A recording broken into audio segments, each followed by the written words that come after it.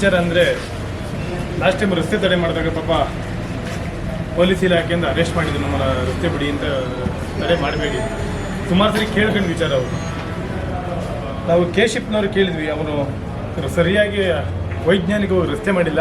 ಆ ರಸ್ತೆ ರೈತರು ಮನೆ ಬಾಗಿಲು ಮಾಡಿರ್ತಕ್ಕಂಥ ಸಿಮೆಂಟ್ 1.5 ಅಡಿ ಹೈಟ್ ಐತೆ, ಅದನ್ನು ಕಡಿಮೆ ಮಾಡಿಸಿ ಇಲ್ಲಿ ದಿನನಿತ್ಯ ಅವರು ಓಡಾಡ್ತಾರೆ, ಮಾನ್ಯ ಶಾಸಕರು ಓಡಾಡ್ತಾರೆ, ಸುಮಾರಾಗಿ ಆಗಾಗ್ಗೆ ಇದು ಯಾರು MP ಅವರು ಓಡಾಡ್ತಾರೆ ಈ ರೋಡಲ್ಲಿ ಬೆಂಗಳೂರಿಂದ. ಎಷ್ಟು ಜನ ಇಲ್ಲಿವರೆಗೂ ಸತ್ತವ್ರೆ, ಲೆಕ್ಕಿಲ್ದಂಗೆ ಸತ್ತವ್ರೆ.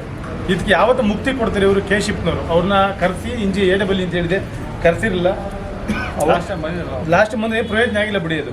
ಮತ್ತು ತಿಪ್ಕೊಂಡಳ್ಳಿ ಜಲಾಶಯ ಇದ್ದು ತಹಶೀಲ್ದಾರ್ ಅವ್ರು ಹೇಳಿದ್ರು ನಮ್ಮ ತಾಲೂಕಿಗೆ ಬರಲ್ಲ ಅಂತ ಹೇಳಿದ್ರು. ನಮ್ಮ ತಾಲೂಕಿಂದ ಬದಲಿತ್ತಿದ್ದು ಇವ್ರು ಯಾರು ತವರಕೆರೆ ತಾಲೂಕು ಬಿಟ್ಕೊಡ್ಲಾಗಿ ಹೋಗ್ಲಿನ. ಇವತ್ತು ನಮ್ಮ ತಾಲೂಕಿಗೆ ನೀರು ಅನುಕೂಲ ಆಗಿರ್ತೀವಿ. ಇಲ್ಲಿಂದ ಹಿಡಿದು ಹೆಬ್ಬೂರವರೆಗೂ ನೀರು ಬರ್ತದೆ. ಇಲ್ಲಿಂದ ಮಂಚಿನ ಬೆಲೆಗೆ ಹೋಗ್ತದೆ, ಮಂಚಿನ ಬೆಲೆಯಿಂದ ಚನ್ನಪಟ್ಟಣಕ್ಕೆ ನೀರು ಹೋಯ್ತದೆ, ಅದು ಜಲಾಶಯಕ್ಕೆ. ಆ ಕೊಳಚೆ ನೀರು ಅಲ್ಲಿ ಹೋಗಿ ಗಬ್ಬು ಮೂಗಿಟ್ಕೊಂಡು ಹೋಗಂಗಾಗದೆ. ಸುಮಾರು ರೈತ ಸಂಘದ ಹೋರಾಟ ವತಿಯಿಂದರೆ ಅವತ್ತು ಸುಮಾರು 350-400 ಕೋಟಿ ರೂಪಾಯಿ ದುಡ್ಡನ್ನ ಹೂಳೆತ್ತ ಬಿಡುಗಡೆ ಮಾಡಿದ್ರು. ಇದುವರೆಗೂ ಯಾವ ಹುಳು ತೆಗೆದಿಲ್ಲ, ಏನು ಮಾಡಿಲ್ಲ. ಗಬ್ಬು ನಾರ್ತದ ಕೆರೆ. ಇವತ್ತು ನೀರನ್ನ ಸುಮಾರು ನೀರು ಆಚ್ಕೊಯ್ತಾ ಇದೆ. ಇವತ್ತಿಗೆ ನೀರು ಬೇಕಾಗದೆ.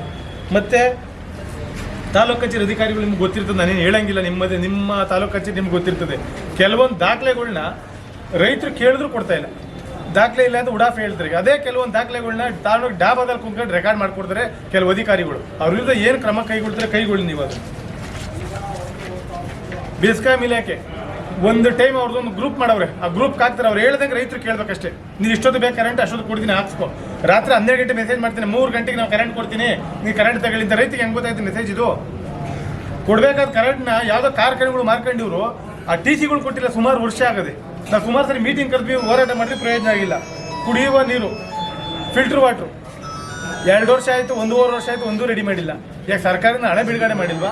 ಇಲ್ಲ ಫಿಲ್ಟರ್ ವಾಟರ್ ಕೊಟ್ಬಿಟ್ಟು ಮಾಮೂಲಿ ನೀರು ಕೊಡೋಕೆ ಬೋರ್ ನೀರೇ ಕುಡೀರಿ ಅಂತ ಮಾಡೋರು. ಇದನ್ನು ಕೇಳಿ ಈಗ 4ನೇ ತಾರೀಕು ಹೋರಾಟ ಹಮ್ಮಿಕೊಂಡಿದೆ ರೈತ ಸಂಘ. ಬೃಹತ್ ರಸ್ತೆ ತಡೆ ಕಲ್ಲೇಗಟ್ಟಲ್ಲಿ ಹಮ್ಮಿಕೊಂಡಿದ್ದೀವಿ.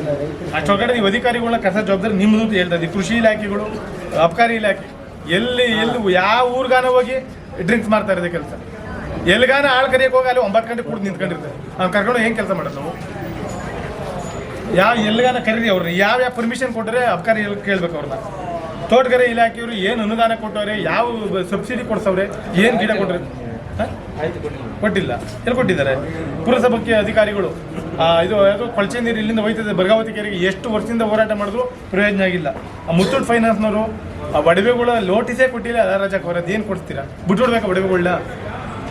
ಇದು ಮಾಡಬೇಕು. ಇದನ್ನು 4ನೇ ತಾರೀಕು ಹೋರಾಟ ಹಾಕೊಂಡಿದ್ದೀವಿ. ನೀವು ಹೋರಾಟ ಮಾಡ್ತಿರೋ, ನೀವು ಅರೆಸ್ಟ್ ಮಾಡ್ತಿರೋ, ನನಗೂ ಸಾಕಾಗೋದು. ಇದು ಕೃಷಿ ಇಲಾಖೆಯಲ್ಲಿ ಎಲ್ಲ ಕಲಬೆರಕೆ ಬೀಜ ಕೊಟ್ಟಿದ್ದಾರೆ.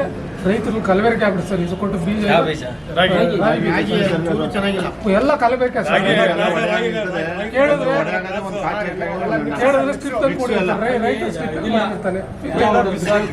ನಿಮಗೆ ಇದನ್ನ ಅಧಿಕಾರಿಗಳನ್ನ ಕರೆಸಬೇಕು. ಇನ್ನೊಂದು ಮೇನ್ ಇಂಪಾರ್ಟೆಂಟ್ ಅಂದರೆ ತಿಪ್ಪೊಂಡಳ್ಳಿ ವಿಚಾರವಾಗಿ ಸರ್ ಬಂದು ಏನು ಪ್ರಯತ್ನ ಇಲ್ಲ ಬಿಡಿ ಸರ್. ಏನು ಮಾಡಿದ್ದಾರೆ ಸರ್ ಅವರು? ನಾವು ಪ್ರಾಜೆಕ್ಟ್ ಸರ್ ಕಡಕ ವಾರ್ನಿಂಗ್ ಕೊಡಿ ಸರ್.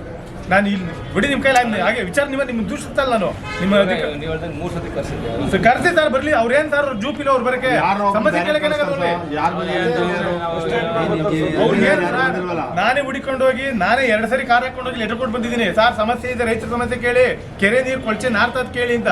ಯಾರು ಅವ್ರಿಗೇನು ಕೆರೆ ಅವ್ರಿಗೆ ಬರೋದೇ ಇಲ್ವಂತ. ಅವ್ರಿಗೆ ಯಾರಿಗೆ ಬರ್ತದೆ ಹೇಳ್ಬೇಕು ನನಗೆ. ಕರ್ಸಿ ನಾನು ಕೇಳ್ತೀನಿ ಅವ್ರನ್ನ. ನೀವೇನು ಕೇಳಿ ನಾನೇ ಕೇಳ್ತೀನಿ. ನಾವು ಕೇಳಿ ರೈತರುಗಳು ಕೇಳ್ತೀನಿ. ಕರ್ಸಿ ಬರಲಿ ಅವ್ರನ್ನ.